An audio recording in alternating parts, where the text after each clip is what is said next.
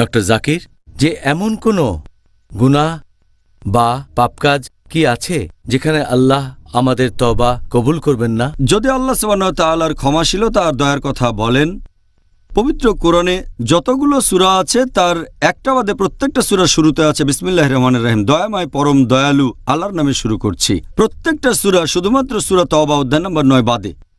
আর আল্লাহ পবিত্র কোরআনে বলেছেন সূরা জুমার অধ্যায় নম্বর 39 আয়াত নম্বর 53 যে হে আমার বান্দাগণ, তোমরা যারা নিজেদের প্রতি অবিচার করেছ, নিরাশ হইও না আল্লাহ সুবহানাহু ওয়া তাআলার অনুগ্রহ থেকে। আল্লাহ সব পাপ ক্ষমা করতে পারেন।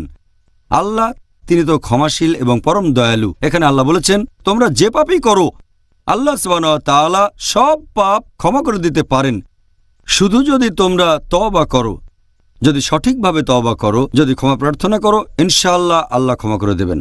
আমাদের প্রিয় নবী মুহাম্মদ সাল্লাল্লাহু আলাইহি সাল্লাম বলেছেন, এই সহিহ হাদিসটার উল্লেখ আছে ইবনে মাজায়, হাদিস নাম্বার 4251। আমাদের নবী বলেছেন যে প্রত্যেক আদম সন্তান তারা পাপ করে, সবচেয়ে ভালো সে যে তওবা করে। পাপ করার পরে যদি তওবা করেন আপনি সবচেয়ে ভালো। তওবা করা খুবই গুরুত্বপূর্ণ।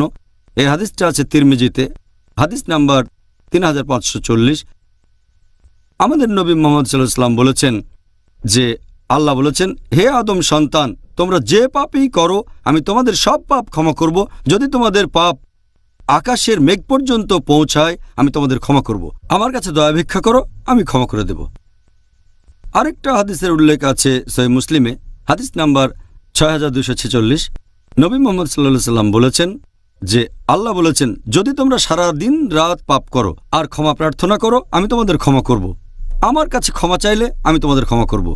এটা উল্লেখ আছে সহিহ বুখারীতে, খণ্ড নম্বর 8, হাদিস নাম্বার 5999। সে সময় কিছু যুদ্ধবন্দীদের মুক্তি দেওয়া হয়েছিল, বেশিরভাগ ছিল শিশু আর মহিলা। একজন মহিলা তার ছেলের খোঁজ করছে কিন্তু খুঁজে পাচ্ছে না। যখনই সে কোনো বাচ্চাকে দেখে তার নিজের দুধ খাওয়ায়। আরেকটা বাচ্চাকে দেখল, তাকেও সে দুধ খাওয়ালো। অবশেষে তার নিজের ছেলেকে সে খুঁজে পেল। নবী সাহাবীগণকে প্রশ্ন করলেন যে এই মহিলা কি তার ছেলেকে আগুনে ফেলে দেবে? সাহাবীগণ বললেন না, আল্লাহ তাআলাও তেমনি তার বান্দাদের ভালোবেসে থাকেন। যদিও তারা পাপ করে সেই মহিলার চেয়ে অনেক বেশি ভালোবাসেন। এটার ভিত্তিতে আমরা বুঝতে পারছি আল্লাহ সুবহানাহু ওয়া তাআলা যে কোনো পাপ ক্ষমা করতে পারেন যদি আমরা তওবা করি।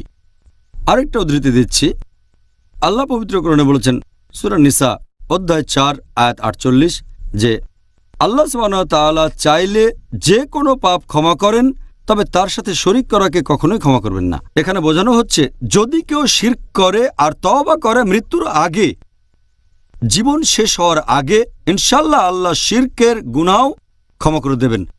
যদি তওবা করে সরল পথে আসে, যদি এক আল্লাহ তাআলাকে বিশ্বাস করে, তৌহিদে বিশ্বাস করে, এমন ক্ষেত্রে আল্লাহ তাআলা শিরকের গুনাহকেও ক্ষমা করতে পারেন, সবচেয়ে বড় গুনাহ। তবে মুশরিক অবস্থায় মারা গেলে, মারা যাওয়ার পরে এখানে আল্লাহ বলেছেন তিনি শিরকের গুনাহ ক্ষমা করবেন না। অন্য কোনো গুনাহ আল্লাহ চাইলে ক্ষমা করতে পারেন, তবে শিরকের গুনাহ কখনোই ক্ষমা করবেন না। এটা সবচেয়ে বড় গুনাহ। তাহলে আমরা বুঝতে পারছি যে আল্লাহ সুবহানাহু ওয়া তাআলা পরম দয়ালু এবং তার বান্দাদের পাপ ক্ষমা করে দিতে চান।